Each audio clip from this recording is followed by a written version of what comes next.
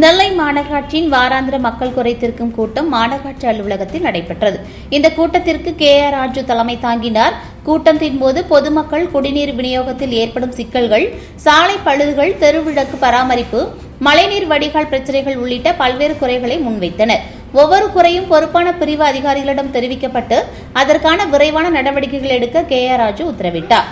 மேலும் மக்களின் குறைகளை அவசர முக்கியத்துவத்துடன் தீர்க்க வேண்டும் என்றும், குறைத்திருக்கும் கூட்டங்கள் மக்கள் மற்றும் நிர்வாகத்தையும் பாலமாக செயல்பட வேண்டும் என்றும் அவர் வலியுறுத்தினார். நகரின் சுத்தம், சுகாதாரம் மற்றும் பொதுமக்கள் நலனுக்காக பணிகளில் தாமதம் ஏற்படாத வகையில் தொடர்ந்து கண்காணிப்பு செய்யப்படும் எனவும் தெரிவித்தார். இந்த கூட்டத்தில் மாநகராட்சி ஆணையர் உட்பட பல்வேறு அதிகாரிகள் கலந்து கொண்டனர்.